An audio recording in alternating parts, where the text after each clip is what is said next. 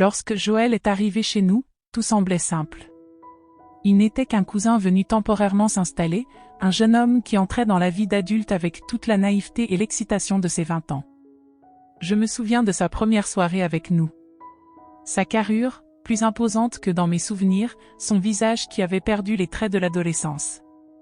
Il était devenu un homme, et cette constatation m'a troublé plus que je ne l'aurais voulu. À cet instant, je me disais que c'était normal, qu'un cousin pouvait être charmant sans qu'il n'y ait quoi que ce soit d'étrange. Mais dès ce moment, quelque chose avait changé. Joël avait ce sourire désarmant, un mélange d'innocence et de malice. Je l'ai observé interagir avec mon fils, jouer avec lui, rire à gorge déployée. J'étais heureuse qu'ils s'entendent si bien. Mon mari, Henri, semblait ravi d'avoir quelqu'un d'autre à la maison, quelqu'un qui partageait les mêmes centres d'intérêt que lui, mais il ne voyait pas les détails, les petits gestes au regard que je commençais à noter. Moi, j'étais de plus en plus consciente de Joël, de sa présence, de sa façon de me regarder, un peu trop longtemps. Et ce qui me troublait le plus, c'était que, malgré tous mes efforts, je répondais à ses regards. Il y avait quelque chose dans sa manière d'être avec moi, quelque chose de subtil au début, presque imperceptible. Je me disais que c'était mon imagination, que je cherchais des significations là où il n'y en avait pas. Mais il y avait bien plus. Par exemple, lorsqu'il m'aidait à mettre la table, ses doigts effleuraient les miens, à peine, mais suffisamment pour que cela me fasse frissonner. J'essayais de me convaincre que c'était accidentel, qu'il n'y avait rien de mal là-dedans, mais la vérité était que je ressentais ses contacts avec une intensité qui me perturbait. Chaque fois que sa peau touchait la mienne, un courant électrique semblait se propager dans tout mon corps. Je pouvais sentir la chaleur monter en moi, une chaleur que je ne parvenais pas à ignorer. Le plus difficile, c'était la manière dont Joël me parlait. Il n'y avait rien de choquant dans ses paroles, mais sa voix, profonde et douce, semblait toujours pleine de sous-entendus, comme s'il essayait de me faire passer un message sans jamais vraiment le dire. Lorsqu'il me disait simplement « bonsoir », cela résonnait différemment, comme une promesse non formulée. Ses yeux ne quittaient pas les miens, et je sentais mon cœur battre plus fort à chaque fois que nos regards se croisaient. Un jour, alors que nous étions seuls dans la maison, il est venu s'asseoir à côté de moi sur le canapé, son regard fixé sur l'écran de télévision. Rien d'inhabituel, en apparence. Mais il s'est rapproché, juste un peu, assez pour que je puisse sentir la chaleur de son corps à travers mes vêtements. Son bras était posé contre le mien, et c'était comme si chaque centimètre de contact entre nos peaux brûlait. Je me sentais piégée dans ce moment. D'un côté, je savais qu'il fallait que je me lève, que je m'éloigne. Mais d'un autre, une part de moi ne voulait pas bouger, voulait prolonger cet instant. Nos conversations ont aussi changé. Au début, nous parlions de choses banales, ses études, la ville, le travail. Puis, progressivement, il a commencé à me poser des questions plus personnelles. Il voulait connaître mes pensées les plus profondes, mes rêves, mes regrets. Il était curieux de moi, et je me suis surprise à lui confier des choses que je n'avais jamais dites à personne, même pas à Henri. Avec lui, je me sentais comprise, écoutée, et chaque discussion semblait nous rapprocher davantage. Je ne pouvais nier ce qui se passait. Je me sentais attirée par lui, irrésistiblement.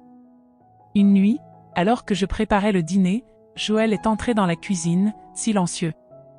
Il s'est approché de moi par derrière, et avant que je ne puisse réagir, il a placé ses mains sur mes épaules. Ce geste, si innocent, a fait naître en moi une vague de désir incontrôlable. Mon souffle s'est coupé, et mes mains, tremblantes, se sont arrêtées en plein milieu de la tâche que j'étais en train de faire. « Tu es tendu » a-t-il murmuré d'une voix grave. Ces mots, dits d'une manière si calme, si intime, ont résonné dans mon esprit. Il a commencé à masser doucement mes épaules, ses mains glissant avec aisance sur ma peau. J'aurais dû lui dire d'arrêter, mais je n'en avais pas la force. À cet instant, tout ce que je voulais, c'était qu'il continue.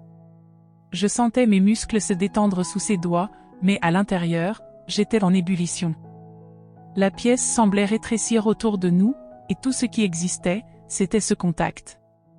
Quand il s'est penché vers moi, je pouvais sentir son souffle chaud sur ma nuque. Mon cœur battait à une vitesse affolante. Il ne disait rien, mais la tension entre nous était palpable. Je savais que j'étais sur le point de franchir une limite, mais je ne pouvais m'empêcher de céder à l'attraction que je ressentais pour lui. Cette nuit-là, alors que je m'allongeais dans le lit à côté de Henri, mon esprit était rempli de pensées contradictoires. Comment pouvais-je ressentir ça pour Joël? C'était immoral, inacceptable. Mais malgré tout, chaque fibre de mon être désirait plus. Je me suis tournée plusieurs fois dans le lit, incapable de trouver le sommeil, tandis que les images de Joël ne cessaient de revenir dans mon esprit. Le lendemain, alors que nous nous retrouvions seuls dans le salon, tout s'est accéléré. Joël s'est assis à côté de moi, encore plus proche que d'habitude. Il n'a pas cherché à masquer son intention cette fois. Son regard était intense, rempli de désir, et je ne pouvais plus ignorer ce qui se passait. Il a lentement glissé sa main sur la mienne, ses doigts entrelaçant les miens. Chaque contact envoyait des vagues de frissons à travers mon corps. J'ai tourné la tête vers lui, et nos visages étaient à quelques centimètres l'un de l'autre. Mon cœur battait si fort que j'avais l'impression qu'il pouvait l'entendre. « Angèle » a-t-il murmuré, son souffle caressant mes lèvres. Je n'ai jamais ressenti ça pour quelqu'un. Je ne savais pas quoi répondre.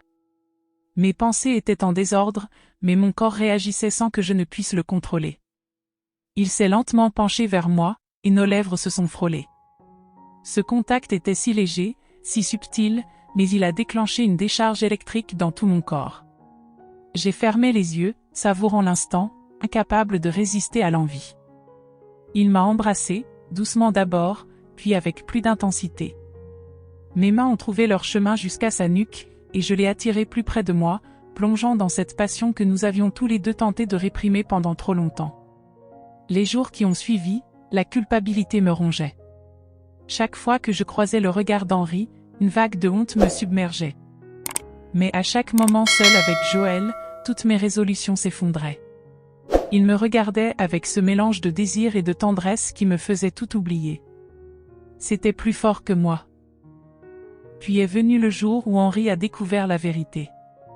Un simple message que j'avais envoyé à Joël, mal interprété, a tout révélé. Henri, en consultant son téléphone, a lu les mots que je n'aurais jamais dû écrire. Son visage s'est figé, et il m'a confronté sur le champ. J'ai nié d'abord, mais il était trop tard. La vérité était là, exposée sous nos yeux. Joël et moi avions franchi une ligne, et rien ne serait plus jamais comme avant. Henri, dévasté, a quitté la maison ce soir-là. Joël et moi, seuls face à notre erreur, avons compris que nous ne pouvions plus continuer. Ce que nous avions fait était trop lourd de conséquences. Nous nous sommes promis, dans un dernier élan de lucidité, de ne plus jamais céder à cette tentation. Mais les cicatrices de cet amour interdit étaient là, marquant à jamais nos âmes.